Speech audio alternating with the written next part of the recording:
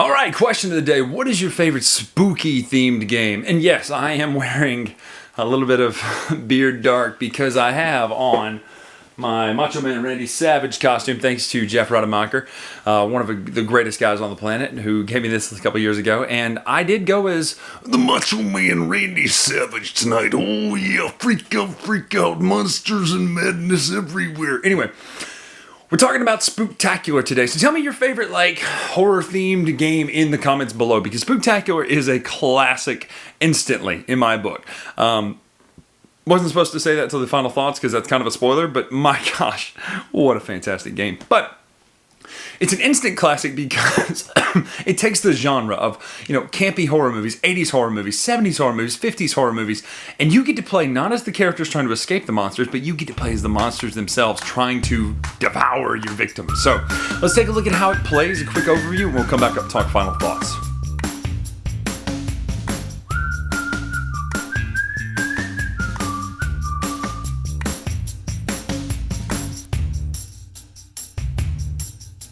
All right, this is Spooktacular, not set up because I'm not going to teach you the whole game, and here's why. Because the most important thing is not the board in this game.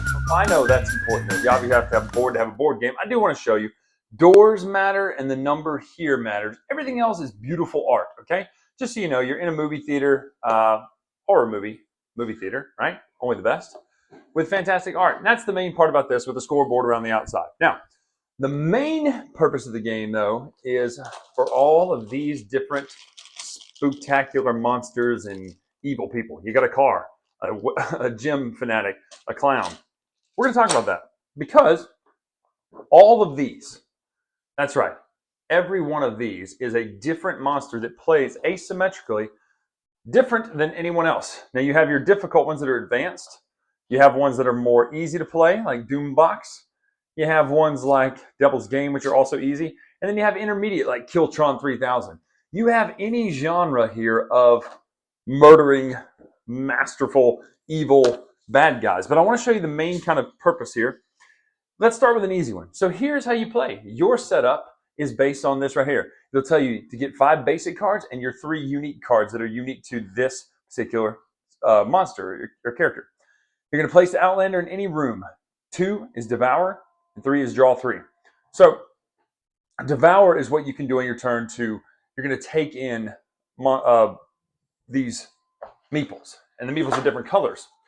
Essentially, you don't get any points for doing this, for devouring, unless you have one of every color. And once you have one of every color, you can then cash them in for a ticket, which are points on the back. Then here is perform each of the following steps when you have get 'em posse right here. This allows you to do this in your turn step. So the way it works is, I'm only teaching you for this person.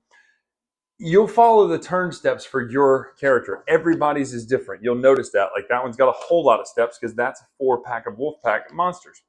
And then you'll do what it says. So like, case in point, this was play a card, then play a card again, then move, then draw back up 3 cards. So that's actually much more easy than the advanced because all you're doing is playing the cards in your hand. But you'll notice there's 5 unique cards to you. Whereas some of them, like even here, pick up a passenger, lets you move around. You're going to put things, ignore all play card effects. Let me find one of the ones that's got even more crazy stuff at the bottom.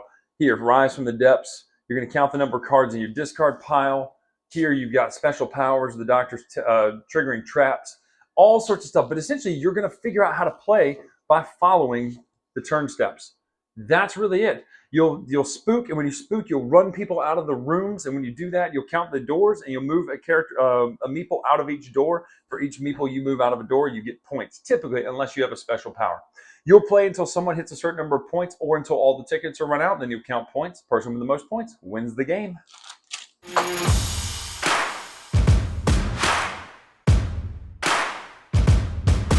All right, that is Spooktacular. Okay. Normally, do a rubric. I don't even need to. This game's a 9 out of 10 instantly. The art is phenomenal, right? It is fantastic. The art on every one of these monsters looks so good. The components themselves are fantastic because they have each of the screen printed meeples for each of the monsters. And then some of them have extra pieces. Some of them have extra pieces with different art on them. All different styles of art too. So the art and components is actually a 10 out of 10 for me on this game. It's a beautiful looking game. And it's fantastic. The only quote-unquote weak point is the meeples, but who needs those? Those could be just tokens for all we care, but they're not, and they're meeples, and I love it. The gameplay, or first of all, theming. Theming's brilliant. Because how many games do we have, like, even like Terror Skip looks amazing, but you're not quite playing as the monsters, you're playing as, you know, whatever. Mansions of Madness, you're playing as investigators. Death May Die, you're playing as investigators. But here, you're playing as the movie slashers, and oh my gosh, it's so much fun. Like, now I want, like, level 99 to do a classic, like, wrestler now, like a monster. That's what I want to see. But my gosh, there's so much depth. Now let's talk about mechanics and gameplay. Well, for me, this does something beautiful. It takes what Root did, not to compare it to Root, but the notion of you play like this, you play like this, I play like this, and you play like that, and we all play slightly different, and we all win.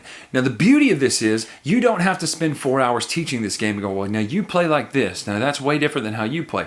Everybody has a similar set of actions and cards. You all have 5 base cards. But everybody plays so different, especially if you play easy, medium, and hard. They play so different that you can play this so many times. The replayability is phenomenal. There's 20, I think, in the base game, plus all the stuff that I know they have to be sitting there going, oh my gosh, what else can we do, right? So, oh my gosh, this is a fantastic game. If you can get your hands on it right now, like somebody's got it, go get it. I know it's coming back or whatever, but oh my gosh, this game is wonderful. I love Spooktacular. It's a sleeper hit for me because I saw it at the retreat or the cruise and I went, whoa, whoa, whoa, what's that? And Tom was like, trust me, you got to play it. And I was like, okay. So I found a copy here in Mobile. And my gosh, I love this game so much. It's going to be a permanent Halloween play, but a lot more in between the years too. So Spooktacular, level 99 games, amazing game. In fact, some might say it's the cream of the crop. It rises always to the top, Mean Gene. Dig it, check out the boots. Oh, freak out, freak out. Oh, yeah. I'm Brian Drake. I'll see you next live in person on the cruise. Until then, make sure to check us out at Dice Tower Bryan, and make sure to check out all the new merch at dicetowerstore.com.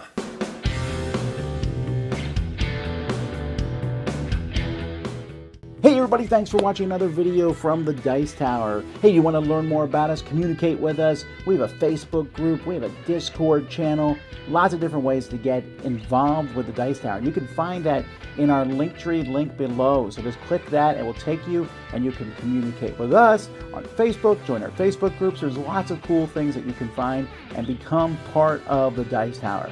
Thanks so much for watching. I'm Tom Bassel.